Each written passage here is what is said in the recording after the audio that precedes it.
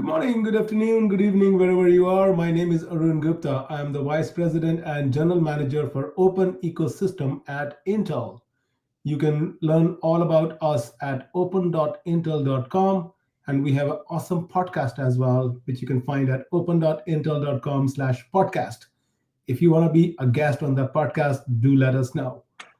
Today, happy Friday, first of all. I'm very excited to have Patrick, the star committer to the Apache Cassandra project and works at DataStax. Hello, Patrick. Hey, Arun. It's like we just saw each other somewhere. Where was it? Oh, yes, the Cassandra Summit. Cassandra Summit, right. I mean, it's funny, we have lived in the Bay Area both for a long time, and we end up seeing each other at these events only. It's so typical, all right? I mean, this is the tech community. It's like our social network is usually conferences and meetups, and that's fine. Or Slack.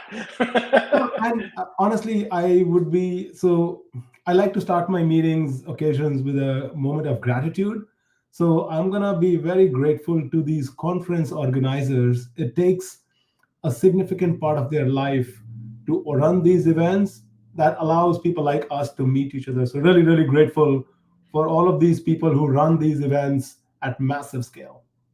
Oh, yeah. I mean, that was run by the Linux Foundation team, and they are so amazing, and just they just have learned the process of doing large events, and they make it look easy.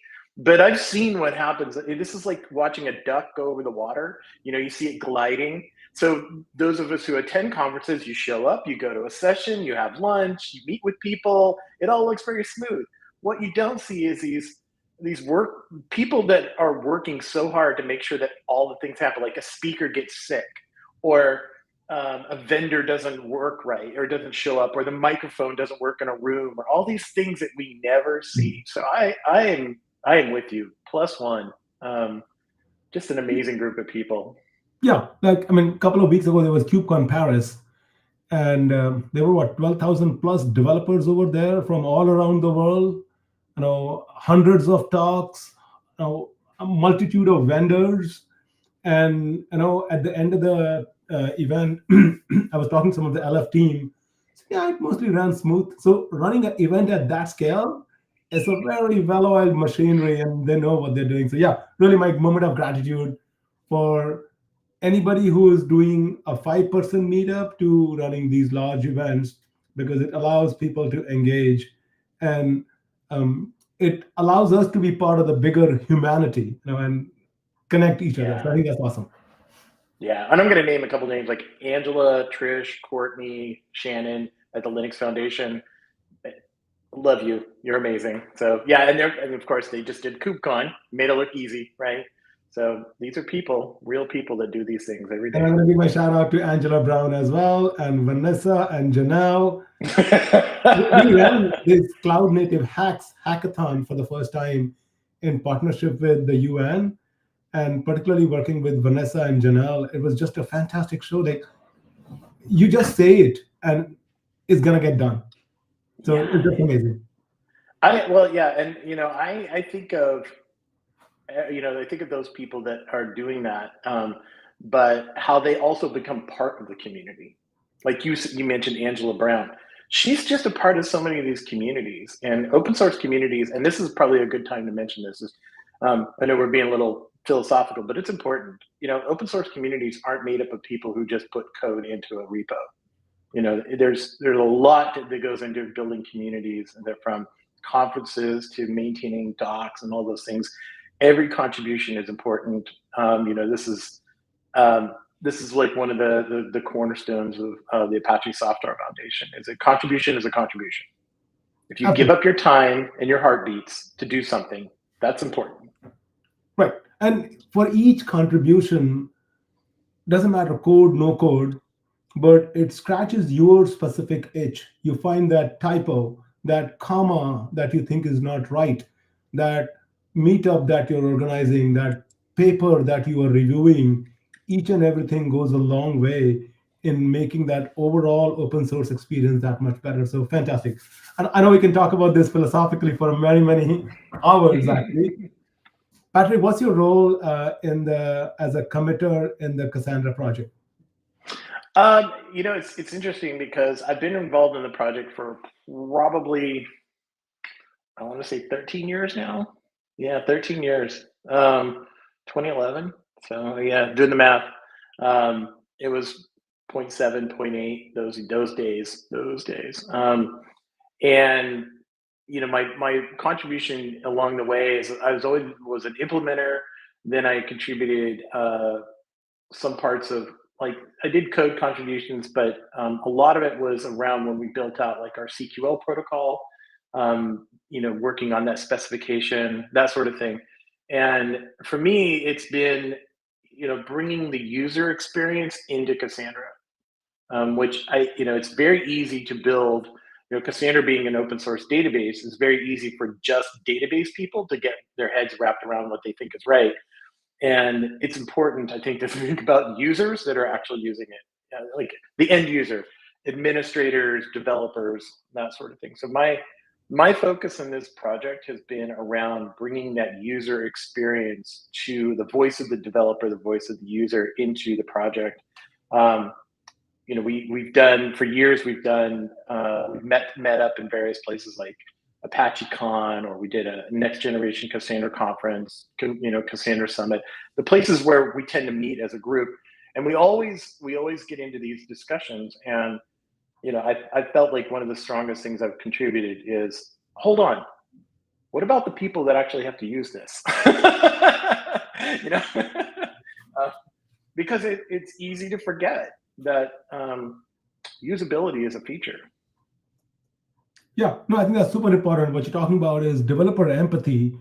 You could build a rocket, but if it requires really a rocket scientist to operate it, then only a handful of people can do it.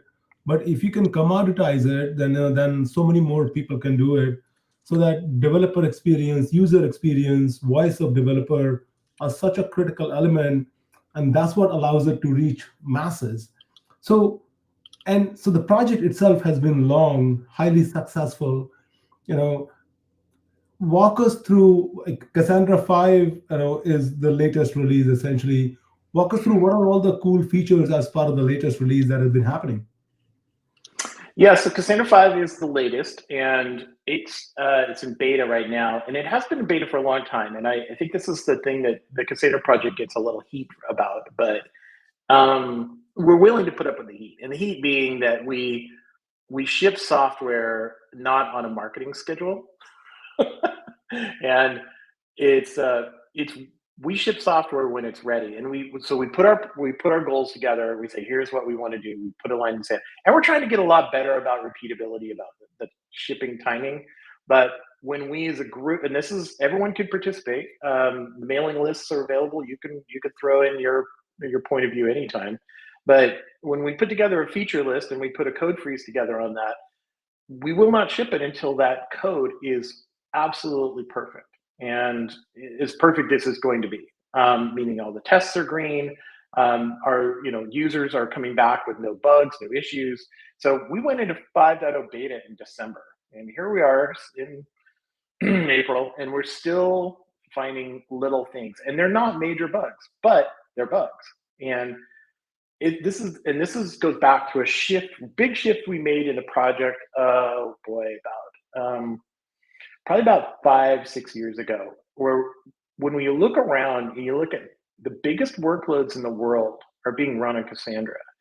That's an incredible amount of responsibility we have as maintainers and people who change the code base.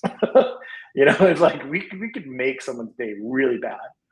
So the responsibility that we have is that we have to ship absolutely perfect code, and it has to be bulletproof. There's several teams around the world, a couple of teams at Apple that are doing some really interesting work. Like if you look at Alex Petrov, who's a Cassandra committer at PMC, he wrote a book about database internals, which is a very popular book. Well, part of that work that he was doing translated into some stuff that he was doing with like testing integrity of databases and that sort of thing. So you can see like it popping out in interesting places. But the testing and tooling going around, how do you test a database that's petabyte scale? How do you test one that has 10,000 nodes in it? That's a hard problem. And we spent the time and we figured that out. But now it's like we're the victims of our own success. Now that we have all these tools in place, it's really easy to add a regression in a distributed system. And with some of the big changes in 5, like the way we're completely changing indexing with the storage attached indexing, that's a significant change to the storage engine. And we can't ship that because our goal is always whenever we go from 4 to 5, that someone can go into their cluster, update each node, and have a clean online experience. There's no downtime. Yeah, yeah, yeah. Well, I mean, you talked about the biggest workloads. Give us an idea of what are some of the biggest workloads, like places where it's being used, and how many nodes are we talking about? 5,000, 10,000. And I used to be at Apple, so I know Apple is a big user of Cassandra. But give us that estimate. Where is it used and the size of the workloads? Yeah, well, it's funny because Apple has been pretty good about, every year they talk about the state of. They have some great. You can Google this state of Cassandra at Apple. Apple's very cool about the way they work with Cassandra. If you look at Apple actually has an open source page. You know that. Well, I created that page. Yes, you did. I created the first open source program office at Apple, and one of the first digs at Apple was to create opensource.apple.com. So I created that page. And I invite everyone to go look at it because I don't think a lot of people know that that's a thing at Apple, and it is, and it's great. And there's a few projects on there, not a lot, but Yeah. Cassandra is one of them. Yep. And Yep. I remember going through that process internally, and Cassandra immediately rose up to the top that, yep, we should put that project out there.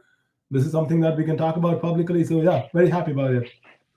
yeah, so and because of that, they're able to talk about their use of Cassandra, which is great. So every year they do a presentation, they talk about their state, and they always throw out big numbers.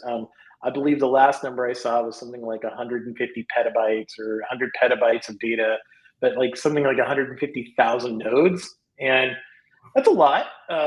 But if you think about every time you use your iPhone, you're using Cassandra because all of that is enabled by Cassandra.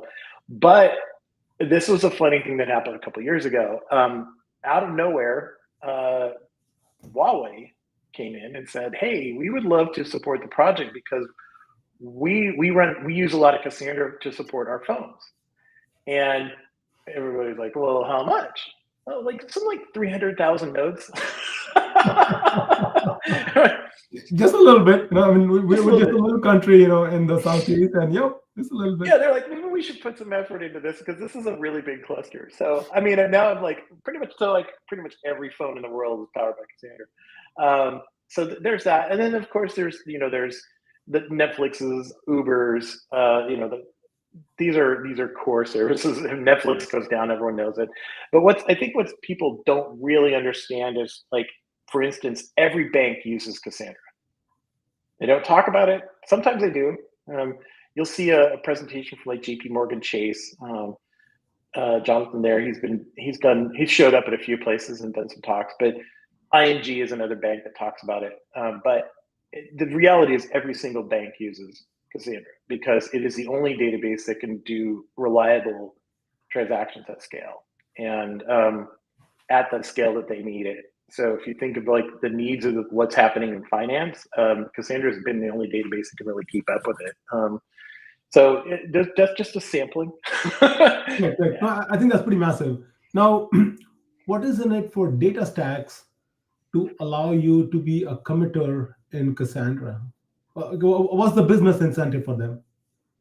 Yeah, well, what data stacks, what we do is we provide services around Cassandra. So, for instance, Astra or Cassandra as a service is, I mean, it is our business, and it's a really good business. It's doing quite well, but we have an incentive we're incentivized to keep the data, our code. So we don't have like this completely separate code base of Astra over here and then Cassandra's over there. We can't do that. And the reason being is because trying to keep two forks together is like almost impossible.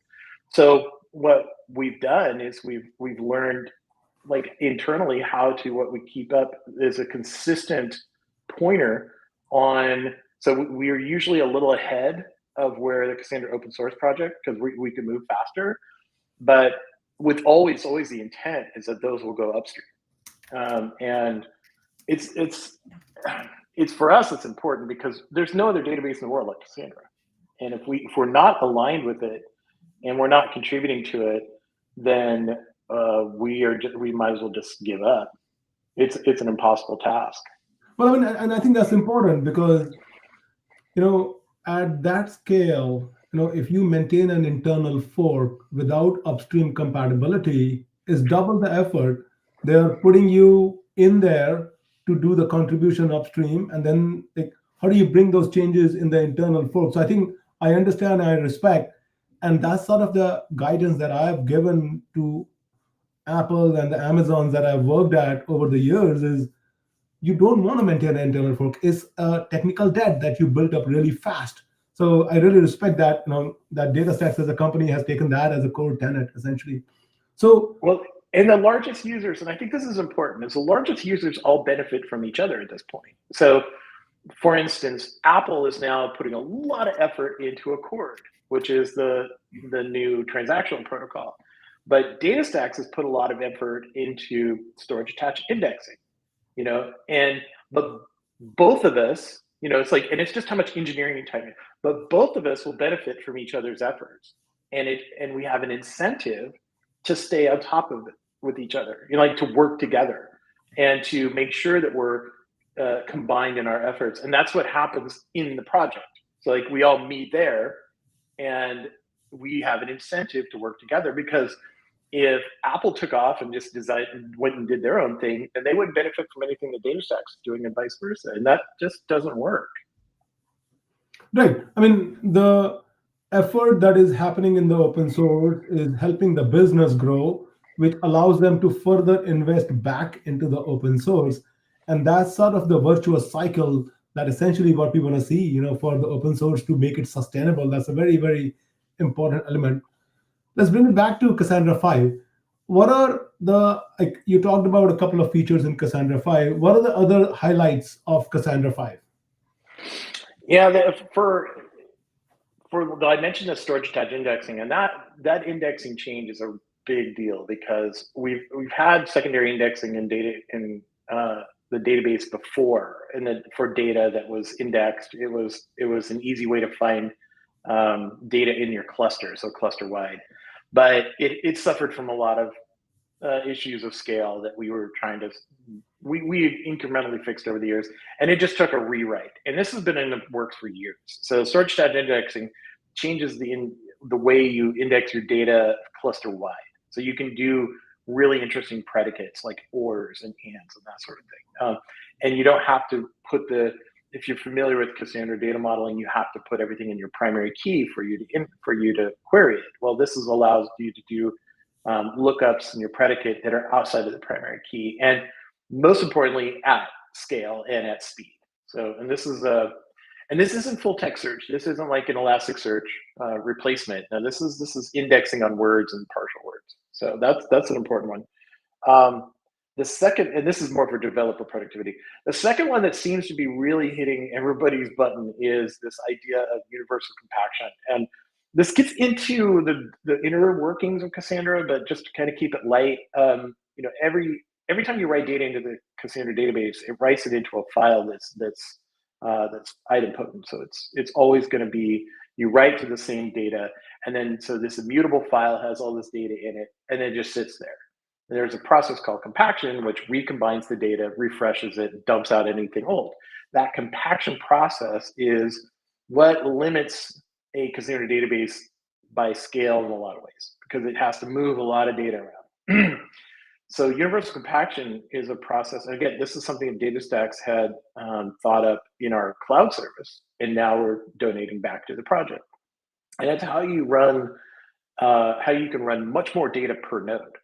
And so this gets into node density, which is probably the thing that everyone's going to hear right now. It's like, oh, you can have much bigger nodes, and they run much more efficiently. There's just a lot of excitement about it because I think it's going to reduce the size node counts on a lot of clusters in that case. That's a money is a good reason to be excited. No, absolutely. Yeah. And particularly if I think about like Apple, who are running 150,000 nodes, or Huawei that are running double the number of nodes, anything around the reverse compaction will give them that much more density and allows them to be that much more efficient. Well, you know what it'll wind up doing, and this is the ironic part of running a scale database like this. You just won't have to grow as fast. You probably won't ever reduce your node count, but you just won't need to add as many nodes as you go along. So instead of adding 10,000 more nodes this year, we only may need to add 1,000. And that's just the reality of it. I think the one that you're probably really interested in is the Accord. And so I should make sure everyone's updated on what's going on there. Accord is a completely revolutionary ACID transaction protocol. It's a transaction protocol, at database level. And I say it's revolutionary because I'll show you how it works a little bit, but it it is a completely new transaction protocol. You've heard of things like, you know, I think that there's the Spanner paper, for instance, is very popular for large scale bases. This goes beyond Spanner. This is like the next evolution of that. And in Calvin, there's a lot of transaction protocols that have come along in the past few years, probably the last 10 years, but Accord is a new one and it's being implemented in Cassandra. That was originally slated for 5.0, but it's turned into a very important part of it. Just needs to be done properly. So we split it apart. So we're actually put it in a different branch. It's a 5.1. So we're going to ship 5.0 without it, but 5.1 is being worked on right now. There's a core team of people that are working on this. And it comes with a couple of things, which is interesting because there's transactional cluster metadata, which is a really big word, group of words, which essentially means that we're moving away from this fairly non-deterministic way of cluster management. Folks may have heard of Gossip, which is a protocol where when you make a change, it just kind of propagates through the network. That propagation happens soon, maybe, I don't know. But when you have a huge network, it may take a day or two, right? And sometimes that's not working. So the transactional part of cluster metadata means that when a change is made, it is an ACID transaction across the cluster. So it is completely deterministic. And this opens up the door for a lot of things. Like you can instantly change the size of your cluster. You can go from 1,000 nodes to 500 nodes if you want. You can go to 500 to 1,000 if you want. Instantaneous changes. You can move data around from one node to the other instantaneously. So it just because there's no delay in anything. But what it does is we needed that to be in place for the ACID transactions to work at scale the way we want to. So that's why they've been grouped together. If you look at the Cassandra project, there's a fork called CEP15, and the CEP is a Cassandra enhancement process. CEP15 is just kind of bundles all this together. That branch in the Cassandra project, if you want to go play with it today, that's being actively worked on. You can see a lot of commits happening in there. So, and that's coming. And with I can imagine the amount of intricacy engineering it takes to build a protocol like that. Protocol is one part of it, but the actual implementation of it, particularly if you are running tens and thousands of nodes, how does it work at that scale? Like you are moving the data around, you're running the transactions across multiple nodes. So must have been a really challenging effort. And I like that approach that let's not stall 5.0 for Accord. It's really important, but let's deliver 5.0 because customers are waiting for it and push it out to 5.1 as like a dot release where we can push this feature out. Yeah, we didn't want to delay things too much. I mean, there's so much good happening in 5. I mean, we don't want to delay that. But to the point of we're building bulletproof databases, we know as soon as we put ACID transactions into Cassandra, someone's going to that instantly turns into something reliable. right? And there's not only is there a guarantee that this transaction has certain transactional qualities, but there's also just general quality. Like you do not want that to fail. Yeah, yeah. And the testing is probably at a level I've never seen before in the project, and I've seen some crazy levels of testing. It's So it's this that this important. actually goes. I used to work at Couchbase a few years ago, and at that Hmm. point, sort of the NoSQL term was getting popular, and people were saying Hmm. NoSQL was there are relational databases that do SQL, and this is not SQL. And then people started saying, "Oh, no, no, no, this is not only SQL but other things as well." And the way we would differentiate around those times is, oh, relational databases can do ACID transactions. These are not necessarily ACID, but I'm seeing a full circle coming back here, adding ACID transactions back into the Cassandra database. Was this a customer ask? How did this come about to be?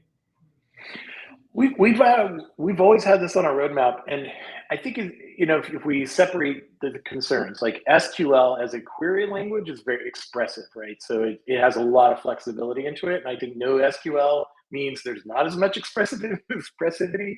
It's very direct. Like Cassandra queries are very much aligned with your application. You're not going to write like an big analytics query with joins and everything else. But the transaction level has been something that's very important for any database. And we've always talked about it very openly in the Cassandra project. Like, here's your quality of consistency of your data. And we had eventual consistency, we had causal consistency, we had all these, but it's like if you have a spectrum that this wide, we went about that far, but we knew we wanted to go all the way. And we added lightweight transactions probably in 2014, and those were Paxos, but they only worked on one partition. And those are solid; those are used every day in the world. They're very well built, but one partition. The big change is in multi-partition. So if I wanted, and the classic is moving money from one bank account to another, and that requires a multi-partition transaction, and the ACID part of that needs to be solid because it's money. I have an example if you want to see it. I would love it. If you want to show some screen or something, anything would be great. Yeah, let me just pop up in the slideshow if I can. I did a slideshow on this a while back, and let me do this here. Let's do the awkward changeover. There we go. ACID transactions. I'm gonna share this, and I'm gonna go into slideshow. All Okay. right, how does that look? Yeah, that looks great.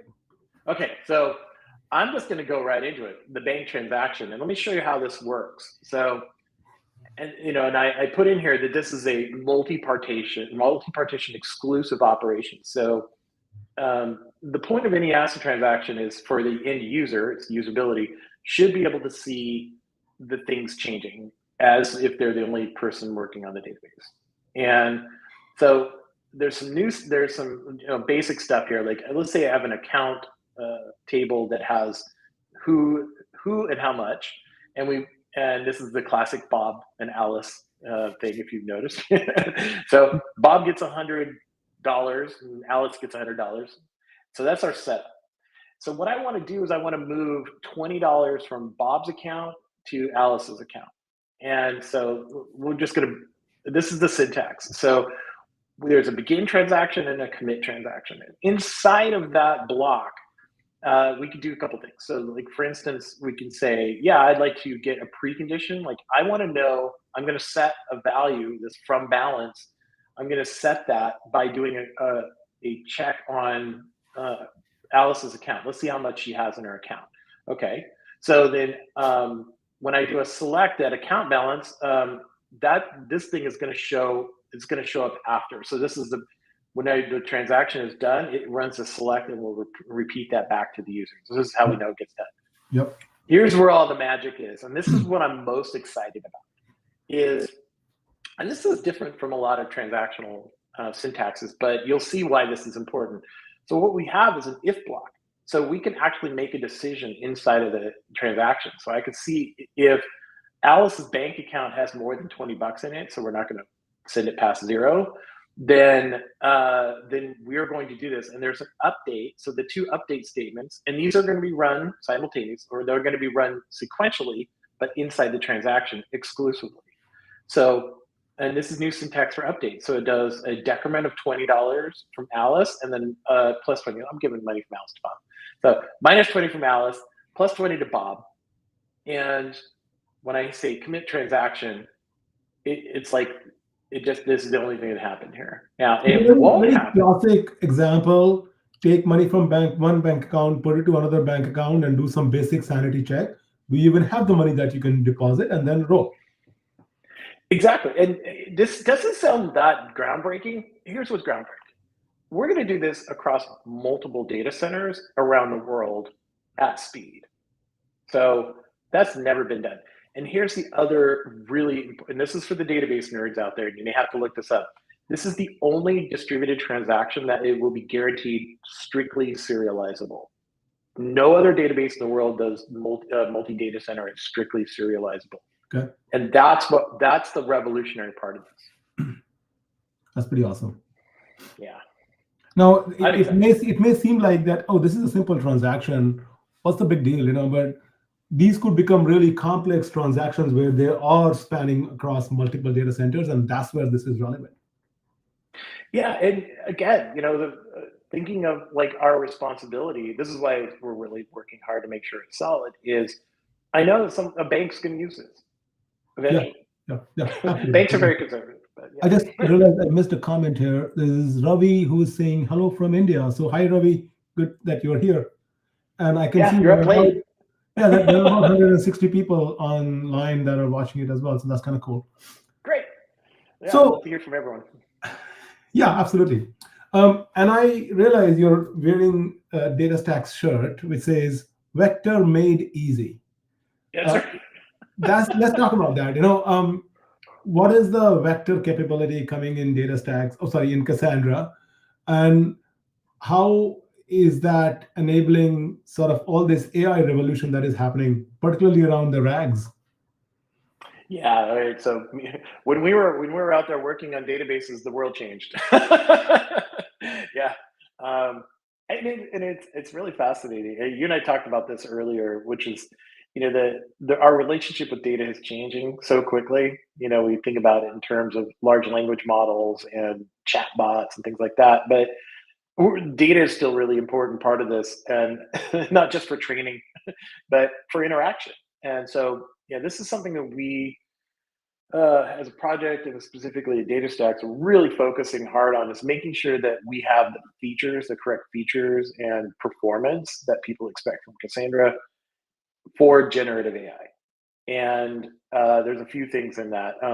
One of its APIs, we want to make sure we have good APIs, but the most important thing is right now is vector search. And that, I think that as a topic has just exploded over the past year. What do you think about it? That's beautiful. No, because if you think about how the world changed after the introduction of ChatGPT, LLMs, AI has always existed for a long time. And Yeah. more and more people are realizing the importance and the value of LLMs, and how can they leverage Gen AI to improve their productivity, essentially. And that's an important element that they're looking at it. Now, not everybody has that compute power, but they're really looking at LLMs exist. How can I put my RAG pipeline as part of that? And as part of that retrieval-augmented generation that I'm doing, vector databases play a really critical role over there. Now, all that looks good. I'm running an infrastructure. Like I am Apple or Netflix or Uber or Huawei, and I'm running Cassandra at scale. Now, how do I plug that RAG concept with Cassandra, which is already running at scale? So the way I think about this is this vector search capability is going to make that embeddings as chunkings accessible to the data that already exists in the data center. Is that right? Yeah, that's it. And it has to be we're trying to keep it in one place as much as possible. So there's this idea of a vector database, which that's all it does, or a database with vector. Exactly. it's a subtle flip on words, but I think that our point of view from project and company wise is that databases with vector, that's going to be the basic feature, just like doing a select. So, but the more important thing, and you touched on it, is and Jonathan Ellis, our co-founder, and probably one of the earliest committers on Cassandra, actually the earliest committer on Cassandra. If you go look at Cassandra 1 ticket, it's Jonathan. Nice. The he's this is his focus area right now, and I think you spent a lot of time with him and got excited about some of the stuff he's doing. It's he's maniacally focused on this, and I say that in the nicest way, and it's because and this is his point of view, which I agree with, is that we're doing vector RAG, like the retrieval part of RAG, at some limited scale right now. People are doing 10,000 vectors or less, and just not a lot. It's not going to last long. Pretty soon, people are going to do petabytes of that. Just knowing how this industry works, and that's not a problem that a lot of folks are working on. And this is what Jonathan is working on. So it's exciting to see this kind of cutting edge research happening inside of Cassandra, but in a completely new way. And I think you talked about sort of an equally important part right there itself. If my data is sitting in an existing database, do I need to bring a new database just to serve the vector capabilities? Or can I leverage my existing database, upgrade it, and say it's got vector capabilities already, which is pretty good actually, and actually serves me very well. So do I want to split my data storage across multiple products, or one product that serves all the needs as well? So I think, and I'm not saying there is one answer that fits the need for the developers, but what really works for you is, I think, the key part here. Well, and that's just it. I mean, I think the last estimate I saw was there's like something like 10 million Cassandra nodes worldwide, maybe more. I mean, it's hard to even name it, but I think 10 million. What if all 10 million of those nodes could just add vector very easily? And it's a field, it's a type. But it's the use case. It's just a whole new use case at scale, which is not the new use case. Going at scale will never get out of style. For sure. It's always a problem. But you could start. There's 2 points of view. You could start just needing a vector database and then get normal database stuff later, or you can convert. You can take your existing database, add a new field to it and an index, and have vector functionality. That's it. Yeah. And those 10 million nodes out there, all of a sudden vector databases and happiness. No, I understand that. So what is it that, how does, do you have any code, any demo, anything that we can show work? Yeah. So we did a little, we did a demo. I have a video if that's okay. It's like a 3-minute video, and it just kind of walks. We built this really cool app. It's called WikiChat. And what it does is it indexes Wikipedia articles. And as a matter of fact, we got Wikimedia Foundation is interested in doing some work with us on this. But it indexes wiki articles, but it just it walks you through how it works. And so here, let me share this real quick, and we'll talk after. Let's see. Of course, I have to find my video window. Let's play the video and then we can talk about it afterwards. Yeah, here we go. Okay, well, let me bring it up here. All right, let's play it. And let's see if the voice is there a voice on it or just video? Oh, you know what I need to do is I need to stop sharing, because then I need to say also share audio. Yeah, I think so. Oh, of course. Hold on here. I'm going to have to share a tab. Sorry about that. It's always the live video, isn't it? Yeah, because Restreamer won't let me. I don't think it'll let me do audio. So I'm going to have to share a tab. Hold on. Yeah. You can drag the tab out if you want. I got it. I got this, man. I've done this a few times. All right, here we go. Okay, hold on. Let me 1 second. Let me bring it up here. All right. Hey everyone, here's a quick demo of DataStax' WikiChat application. This demo will showcase the ease of use of NVIDIA's NeMo embedding microservice with the real-time capabilities of DataStax's Astra DB vector store. We'll see how you can easily build real-time RAG products enabled by an extremely performant embedding and indexing pipeline. So first off, what is WikiChat? Put simply, it's a chatbot with up-to-date knowledge of top Wikipedia articles. At its core, it's a prime example of the type of product that you can build with Retrieval-Augmented Generation, or RAG. Let's run one of the suggested queries here. What are the key principles of Buddhism? And as you can see, we get an immediate response back, along with a source we can head to for additional context if we'd like. And if we refresh, we start to see new suggested queries.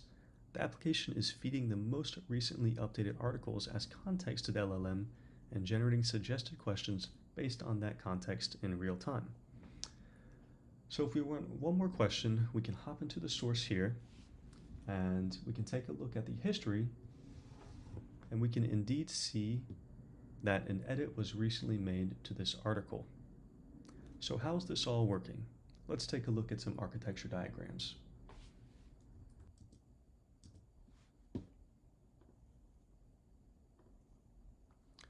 Like many RAG applications, the core logic is split up into the data ingest side, which keeps the knowledge base updated, and the web application, which provides the conversational experience.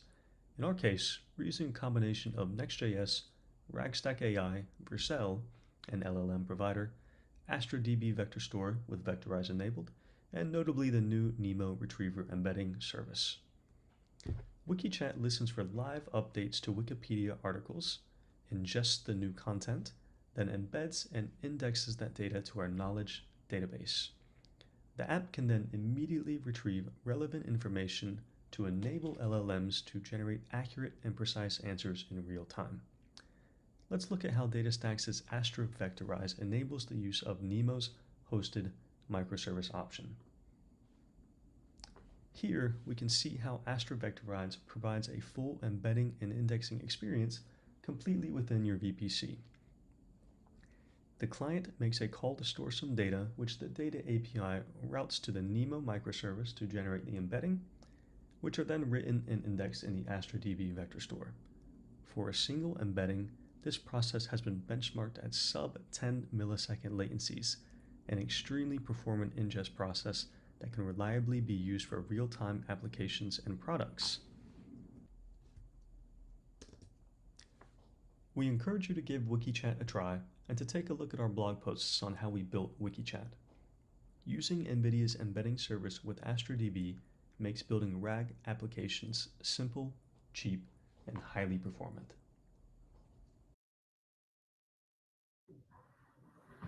That's pretty cool. Yeah, Yeah. a very simple concept. Everybody knows what Wikipedia is. How you can inject that data as part of your database. And I enjoyed the attribution part of it, which is a big part, essentially, that customers really rely upon. The 10 millisecond latency was quite apparent. Yeah. That's the key. Yeah, that's really the key, essentially. And I think those are sort of the key messages that are getting highlighted. That's pretty awesome. Well, it's funny. I didn't really think about it until I saw it. Wikipedia is actually a pretty small data in comparison. It's less than 100 gigs. It's still a challenging problem when you do. So vector search in the past year has exposed a lot of issues with scale around vectors, and the underlying engine for what's happening here. So we talk about Astra DB here. JVector, which is an open source project, this is Jonathan Ellis's project, it's separated, but it's a part of Cassandra, it's part of Astra. I believe it's in Upstash now as well. So it's being well used, and JVector is the indexing and retrieval algorithm for vectors in a Cassandra data store, or just in general, any data store. And that's what's really fascinating, because the way it's been built has been around the scale problem. Wikipedia, like I said, it can make a lot of vector databases choke. It's 100 gigs. It seems to be a lot for some. So that was Jonathan's feeling of like, how do we get beyond that? So there's some interesting stuff there we should dig into. Yeah, no, that's pretty awesome actually. And 100 gigs is a lot of data, but I can imagine as Jonathan is thinking about it, when you and all of a sudden you hear from people like Huawei that hey, we got 300,000 nodes. Oh, how do we solve that challenge? So that's always interesting and exciting on the next level that is gonna take. What's the thinking? So you mentioned that the ACID protocol is coming in 5.1. What is the thinking in terms of JVector being available in Cassandra? Is it available today? What's the current state? Yeah, so it's in Cassandra 5 right now, and it's a more stable version of JVector that's in Cassandra 5. More as there's like different plateaus that get met on JVector that will be donated downstream, and it's interestingly enough, it uses a lot of the storage attached indexing work that was already done. Gotcha. So the user interface for storage attached indexing, like create index, for instance, it that simply just takes it down to a different part of the storage engine, which is the vectorizes part. Um, but if you want to see the leading edge of and is the bleeding leading edge of where JVector is, there you can go look for the JVector GitHub project, and you'll see hourly commits going into there. So Gotcha. I think this really kind of shines a light on this process that we have going now with Cassandra. Is there's the Accord has its own GitHub project as well, or GitHub repo, but it's like this leading edge, and then when it stabilizes at a certain point, fed back into the project, so that the end users of Cassandra will have an easy upgrade process, have a reliable database, and not feel like they're beta testing code all the time.